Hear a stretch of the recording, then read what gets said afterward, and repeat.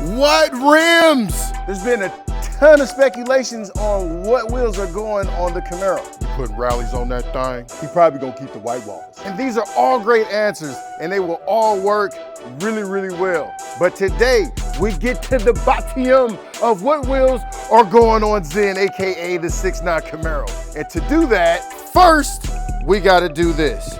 We gotta put all this goodness on here, and then we're gonna see what wheels are finally going on this vessel. Welcome back to the Tony Bush Jr. Show. If you haven't done it yet, please like, share, and subscribe to the channel. Behind me is the behind of the Camaro that we have to install before we go ahead and put the wheels on. So let's go ahead and turn the clock and get with this list. First, we gotta put in the rear cradle. This can be tricky because we don't wanna do that. You hear that ding? There should be no scratching involved in this process. And I'm trying to live by that rule. You see how slow I'm taking my time?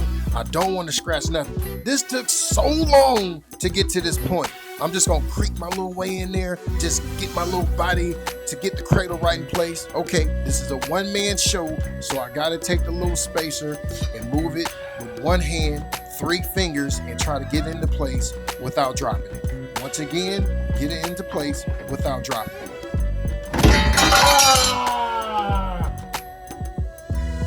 Yep, I dropped it. And you know what they say, if first you don't succeed, pick the cradle up and try again. Pick the cradle up and try again. That's the look of, why am I doing this? Why am I here right now? But it's done.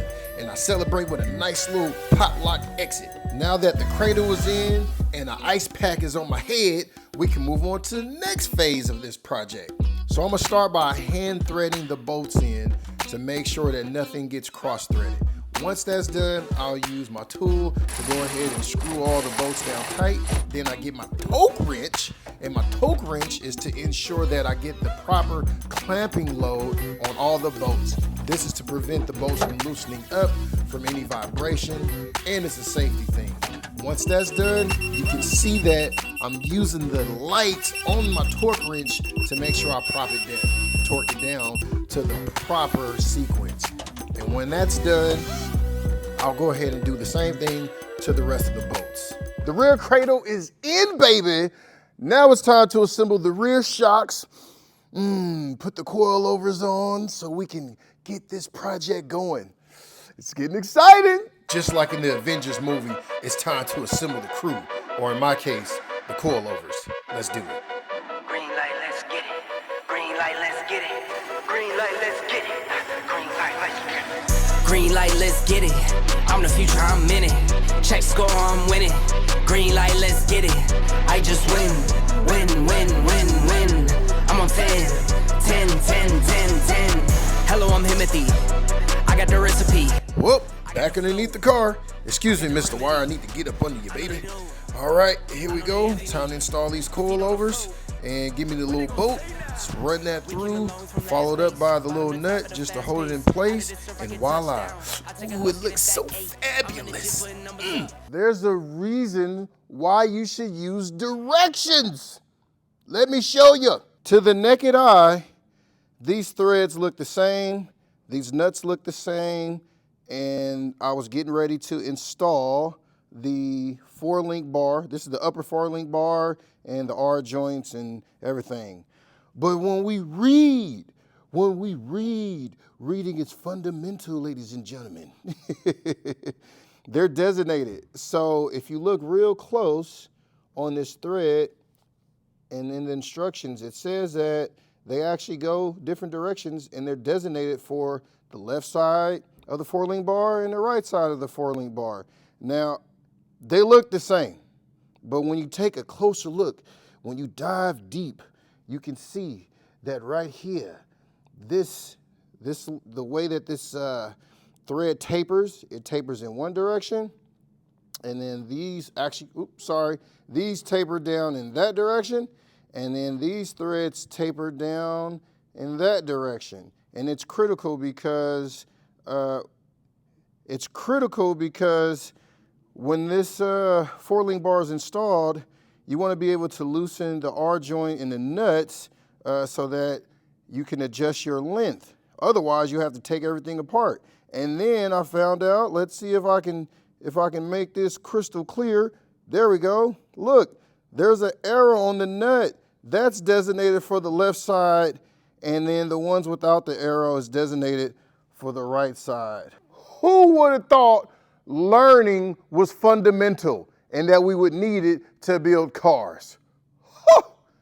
Let's put together some 4-link bars. I'll start by tightening the nut on the R joints.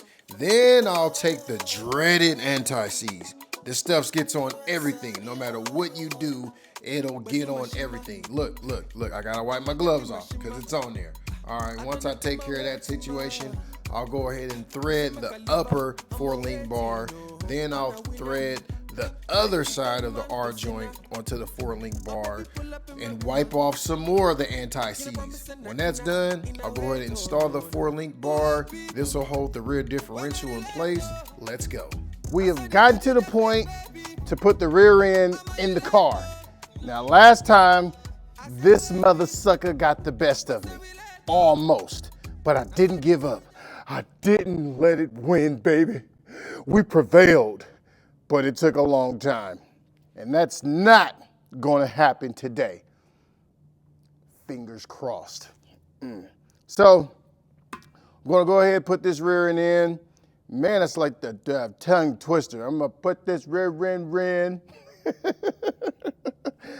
All right, wish me luck, let's do it. So we meet again, Mr. Rear Differential.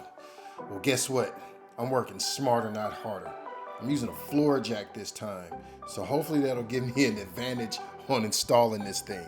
All right, so I'm gonna go ahead and scoot it in place. It's a tight area back there, all right? It's tight, it's real tight than my eyes when the sun is beaming or when I'm in target. Very, very tight. So I'm gonna slide the rear end in place, run over to the other side, try to pull it now.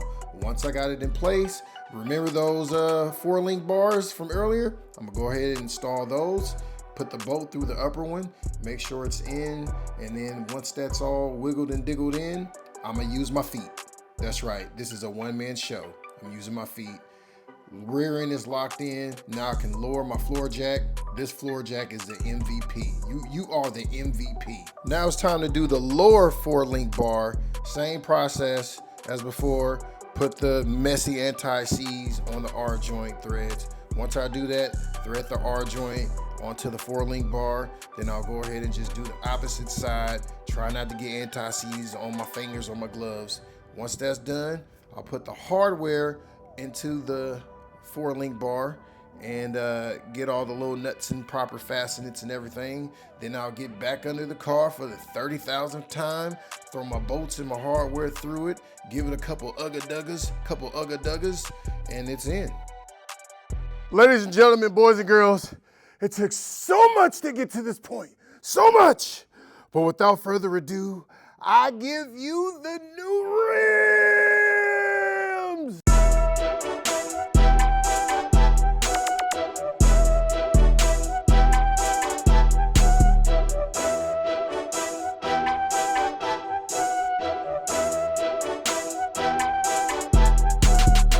These mother suckers are crazy. Come on, walk.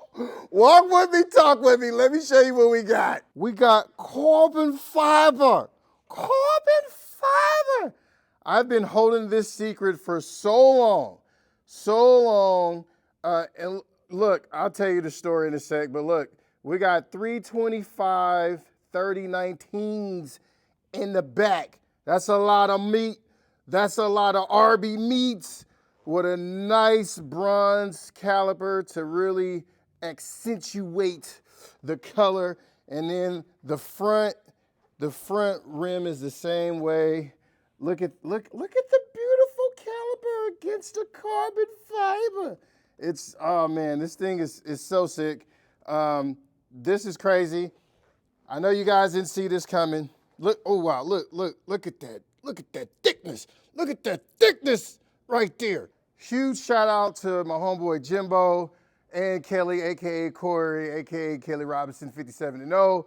I got these wheels from Jimbo a while ago. I've had them for a minute. At the time, didn't really know what they was going on.